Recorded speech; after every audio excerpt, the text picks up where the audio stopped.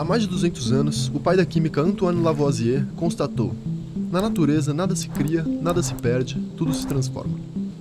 Isso é uma verdade incontestável, conhecida por muitas civilizações, como na China antiga, onde a impermanência e a constante transformação da natureza eram um senso comum. Os tempos mudam, mas as leis da natureza continuam as mesmas. Hoje, a humanidade, com 7 bilhões de pessoas por todo o globo e com diversas tecnologias à disposição, transforma o mundo numa velocidade e escala jamais vistas. Nós compramos, usamos, muitas vezes uma única vez, e jogamos fora. Mas na Terra, não existe jogar fora. Tudo que descartamos continua aqui. Lixo, lixo e mais lixo. Como lidar com isso tudo? Ou melhor, será que a gente não consegue transformar isso tudo em riqueza? Uma análise sobre a economia do lixo, a riqueza que há no lixo. Você sabia que o brasileiro gera em média 1 quilo de lixo por dia e que metade desse lixo é orgânico? Que sobrevivem somente pela troca do lixo. Para saber como o Brasil cuida do seu lixo. Teu lixo é o lixo. Restos de alimentos viram adubo na horta deste aposentado. Em Curitiba, lixo vale mais do que dinheiro. O lixo que está sendo recolhido na capital pode estar causando graves problemas ambientais. De todo o resíduo gerado nas cidades, pelo menos 50% são de origem orgânica. Restos de comida. Em outras palavras, se a gente separar o seco do molhado, a gente já está resolvendo pelo menos metade do problema do lixo. E é dessa metade que a gente vai falar aqui. A gente pode fazer que nem a Gabriela, que transforma os restos de alimentos em adubo dentro da sua própria casa. Como? Com esse minhocário aqui. Um minhocário é um sistema de caixas, né, que é um tipo de composteira que usa minhocas para fazer a digestão da matéria orgânica. Ele tem que ter, geralmente, 3 caixas. Uma é a caixa para coletar o líquido, que é a caixa coletora. E as outras 2 são as caixas digestoras, que é onde vai acontecer a digestão da matéria orgânica pelas minhocas. Tem que ter pelo menos 2 para que a gente reveze o uso entre elas. Então, enquanto você está enchendo uma, a outra está em repouso, né? Terminou de encher, troca e passa a encher a segunda. Então, enquanto você está enchendo a segunda, a primeira está em repouso. E aí, para encher, é só colocar o alimento, as cascas de, né, verduras, frutas, hortaliças, cobrir com a serragem ou a outra matéria seca que você prefira, né? E ir fazendo isso até encher a caixa. E aí, depois de 2 a 3 meses, essa mistura vai ser compostada, vai ser digerida pelas minhocas e vai virar um adubo, que é o humus de minhoca. Então você consegue tratar o seu resíduo, criar as minhocas e ter no final um adubo muito bom para as plantas. Plantas comestíveis. Essas espécies que evoluíram junto com o homem durante milhares de anos. Nossos antepassados escolheram as melhores sementes, safra após safra, para termos plantas como essas da casa da Gabriela. E aí é impressionante você observar que depois de mais ou menos 15 dias que você adubou uma planta com aquele adubo, você vê a diferença na planta. Então você começa a querer até produzir mais, né? Fica mais interessado no produto final do minhocário. Todo resíduo orgânico que eu gerar na minha casa, se eu quero compostar, eu começo até a selecionar melhor o tipo de alimento que eu estou escolhendo. Então eu passei a comprar mais orgânicos, passei a comprar mais frutas e verduras frescas, porque é o alimento ideal para colocar na composteira também, né? Então é quase como se você tivesse um momento de preparar comida para você e depois preparar comida para as minhocas também, né? Então você se alimenta, prepara o alimento ali das minhocas já para a compostagem fluir melhor também. Então, assim, muda um pouco a lógica, né, de como é que a gente come e cozinha em casa. Mas esse monte de comida junta, será que não fede?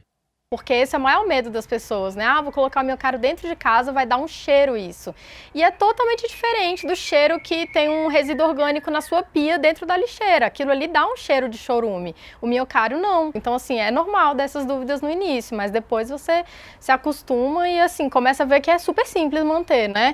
Então a gente pode resolver metade do problema do lixo e ainda produzir um adubo de primeiríssima qualidade. Tudo isso dentro da nossa própria casa. Mas mesmo assim, tem gente que não quer ter esse trabalho. Tipo a Luana, que não gosta muito desses serizinhos gelatinosos que moram debaixo da terra. Minhoca em especial, não rolaria de eu fazer em casa. Por isso, ela decidiu contratar um serviço de coleta de resíduos orgânicos. Já tem um tempo que eu tenho repensado as minhas escolhas, as decisões que eu tenho na hora de comprar uma roupa, na hora de comprar minha comida. E quando eu vi o vídeo do Projeto Compostar, foi sensacional, foi tipo mágico. Falei, cara, que sensacional, como é que eu nunca pensei no meu lixo? Como eu nunca pensei nisso? A maioria de nós nunca parou para pensar nessas coisas que fazem tanta parte do nosso dia a dia. E separar é um ato tão fácil quanto jogar tudo no lixo comum. É só ter um baldinho específico para os orgânicos. O baldinho fica do lado da pia, então sempre que eu vou cortar alguma fruta, legume, enfim, tem os restos na pia, a gente vai lavar a louça, eu já pego e já jogo no baldinho. Igual eu pegaria e jogaria no lixo comum. Então, eu jogo no baldinho. Nos dias combinados, o pessoal do Projeto Compostar passa na casa dela, pega os resíduos e deixa um saco de adubo ou uma mudinha. Simples assim. E isso até me incentivou a fazer minha hortinha e ter plantas na minha casa, então foi sensacional. Esse é o Lucas, um dos fundadores do Projeto Compostar. Na primeira semana a gente entrega esse baldinho junto com uma sacolinha compostável. A sacolinha é feita de mandioca, então ela pode participar do processo de compostagem junto com os resíduos orgânicos. A partir daí, no dia marcado, a gente vai sempre no endereço dessa pessoa e faz a coleta da sacolinha com os resíduos orgânicos dentro e encaminha esse material para compostagem. Imagina que louco se todas as embalagens descartáveis, sacolas, copinhos, bandejas e afins, fossem todas feitas de materiais compostáveis. Se a gente substituísse todos os plásticos de uso único por materiais feitos à base de mandioca, inhame, cana-de-açúcar e tantos outros materiais que a gente ainda nem pesquisou,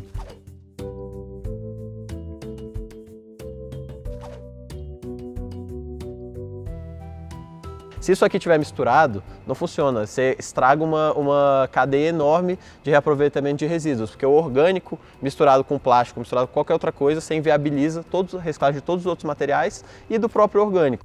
Então, com pequenas atitudes assim, a gente consegue resolver mais da metade do que produzimos de resíduo em casa. E as casas são apenas os pequenos geradores de resíduos. Por isso eles também coletam em restaurantes, eventos e todo tipo de grande gerador. São realmente muitos lugares gerando muitos resíduos. Então, além do Projeto Compostar, estão surgindo várias empresas locais que visam dar um destino correto para os resíduos orgânicos. É o caso da Destino Correto, do Hugo.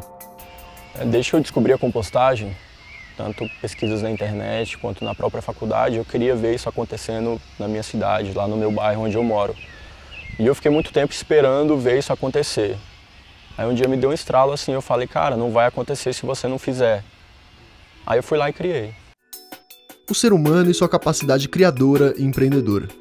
Quando aliado ao entendimento da sociedade e às suas demandas por qualidade de vida, vários problemas são solucionados ao mesmo tempo.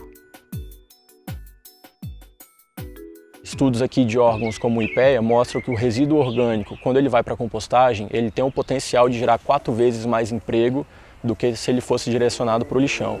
Empregos. Tá aí um problema no Brasil. São cerca de 13 milhões de desempregados nesse exato momento. Imagina que louco se todos os resíduos fossem devidamente compostados em cada comunidade. Seriam milhares de empregos criados. Empregos perenes, porque a gente sempre vai comer e gerar resíduos orgânicos. Seria uma boa se o governo incentivasse mais esse tipo de atividade, né? E quando a gente fala de governo também, seria primordialmente interessante que ele fosse o primeiro, dando exemplo, fomentando essa cadeia econômica da compostagem, da gestão descentralizada dos resíduos orgânicos. Tá zoado aí atrás, né? Enquanto a gente estava gravando, um cachorro passou atrás da câmera e resolveu fazer cocô. O dono até tentou puxar ele, mas era tarde. O cocô já estava a caminho. O que gerou uma bela reflexão. O cocô desse cachorro aí poderia ir para a compostagem. É a co-compostagem. A co-compostagem é a compostagem de fezes. Super disseminada nos Estados Unidos e Europa, mas não ocorre em grande escala aqui no país ainda. E o governo já tem uma política nacional de resíduos sólidos, que, como consta no site do Ministério do Meio Ambiente, é bastante atual e contém instrumentos importantes para permitir o avanço necessário ao país no enfrentamento dos principais problemas ambientais, sociais e econômicos, decorrentes do manejo inadequado dos resíduos sólidos. Só que temos que fazer valer a lei, né? Alguns clientes já entendem a Política Nacional de Resíduos Sólidos, já entendem a lei dos grandes geradores e apesar de não haver uma ampla fiscalização que de fato obrigue o mercado a aderir a essa legislação, muitos saem na frente, né? Assumem uma posição de vanguarda, de fazer cumprir uma lei que não está sendo cobrada ainda. São pessoas como a Flávia. Preocupada com a destinação dos resíduos do seu bar e restaurante, ela decidiu contratar os serviços da Destino Correto. E daí a gente foi vendo, assim, é um caminho sem volta. Quando você vira ecológico, quando você entra no caminho da sustentabilidade, você quer cada vez fazer mais. O Pinella deixa de mandar 600 quilos de resíduo orgânico todo mês para o aterro sanitário. Graças a essas atitudes, os aterros terão uma vida útil bem maior. A partir do momento que a gente implementou isso na casa, a gente começou a replicar e a mostrar para as pessoas como isso é possível de ser feito. Os colaboradores, os clientes, eles passaram a se interessar mais e fazer também. Terminadas todas as coletas do dia, o Hugo leva os resíduos para onde a mágica acontece. Então, todo esse resíduo orgânico vai para o pátio de compostagem Romero Melo, que fica na saída sul aqui de Brasília, em Águas Claras. Esse é o Romero. Ele trabalha aqui, onde hoje chegam mais ou menos 1 tonelada de resíduos orgânicos todo santo dia. Mas a capacidade do pátio é de 10 toneladas dia, bastante. Se a gente conseguir desviar isso do aterro, é um ganho significativo, né, para o meio ambiente. Né? Aqui a gente tem uma baía de recebimento, onde a pessoa faz a descarga do seu resíduo. Né? Após a descarga, quase que imediatamente já é misturado com a parte seca, né, que é o carbono. A partir daí a gente leva para uma das leiras, nós temos 9 leiras, então cada uma é abastecida uma vez por dia. Né? Então esse resíduo vai para a leira, lá a gente passa por um processo de monitoramento de temperatura, de umidade, né? Para que todo o processo seja certificado. Né? A gente tem aqui uma preocupação muito grande em relação ao meio ambiente, então as leiras são protegidas com mantas, né, geotexto para proteger o solo, sistema de drenagem, tubulações hidráulicas, tanque de armazenamento. Né? Então, o composto que é produzido aqui no nosso pátio, ele é absorvido pela nossa própria atividade. Né? Então aqui a gente trabalha com produção de plantas ornamentais, frutíferas, né? Projetos de reflorestamento, recuperação de área degradada e atividades de jardinagem mesmo. Né? Como se diz, nada se perde, né? Aqui tudo se composta. A compostagem parece simples, e realmente é, mas demanda técnica e conhecimento. A implantação do pátio veio seguindo as normas do CONAMA, através de um engenheiro agrônomo também, né, que é o Antônio Storel, que nos deu toda a assessoria, desde o projeto até a implantação. Esse é o Antônio. Ele é o responsável técnico por vários projetos de compostagem pelo Brasil, como o Pátio da Lapa e o Composta São Paulo. Então a compostagem é mais ou menos assim. É uma continuidade da agricultura e da culinária. Só que devolvendo para a terra a comida, né? A gente cozinha para a terra. Quando fazemos agricultura, a gente tira nutrientes da terra. A compostagem é o modo como devolvemos esse alimento para o solo e para os animais que vivem no solo, que vão transformar o composto em alimento de novo para as plantas. Bactéria, fungo, minhoca, tatu-bola, florinha, né? Tudo isso é parte da cadeia alimentar do solo. Quando a gente restitui esta matéria viva para o solo, a gente resolve não só o problema da produtividade do solo, a gente resolve o clima também. O lixo, quando vai para o lixão ou para o aterro todo misturado, libera quantidades enormes de metano, que é uma substância que influencia 20 vezes mais que o gás carbônico no efeito estufa. E isso está acontecendo no mundo inteiro. Verdadeiras montanhas de lixo tóxico produzindo um gás que, junto com os carros, as termoelétricas e o pum das vacas que a gente come, estão esquentando a terra. Por isso é tão importante a conscientização de cada um de nós para a separação de nossos resíduos entre secos, que serão reciclados, orgânicos, que serão compostados, e a pequena parcela de não recicláveis ou indiferenciados, que vão para o aterro. A gente aprendeu isso, para a vida inteira isso vai ser o normal. Essa técnica simples, que é parecida com cozinhar, tá? Ela precisa ser de domínio geral. Então ela precisa ser ensinada na escola para as crianças. Esse é o Juan. Através do projeto Nosso Jardim, ele leva a compostagem como prática diária e pedagógica para as escolas. Sempre que a gente inicia em alguma escola, a gente sempre começa com esse processo de compostagem. Porque é do nosso composto que a gente vai fazer nossa horta. Cada semana, uma turma fica responsável pela coleta dos resíduos na escola inteira. Então, todos os dias, 4 crianças passam de sala em sala coletando lixo orgânico. Isso tudo vai para os minhocários da escola. Então a gente sempre fala que a gente tem a caixa mágica da minhoca, né? Porque a minhoca é um ser mágico. A gente coloca o lixo lá e a minhoca faz o trabalho pra gente de transformar aquele lixo orgânico em adubo, né? E o adubo produzido ali vai alimentar as plantinhas na horta, que complementam o almoço das crianças. Os ciclos se fecham e muitos professores aproveitam dos elementos da horta para trabalhar em matemática, português, ciências e artes. São atitudes simples e baratas, que transformam a realidade das escolas e principalmente das crianças, que hoje são 39% obesas ou acima do peso. Quando a gente começou aqui, o lanche era salgadinho, refrigerante e tal. E aí com isso eles começaram a querer comer mais fruta, porque eles comiam porque a gente falava que fazia bem e porque eles queriam alimentar as minhocas também.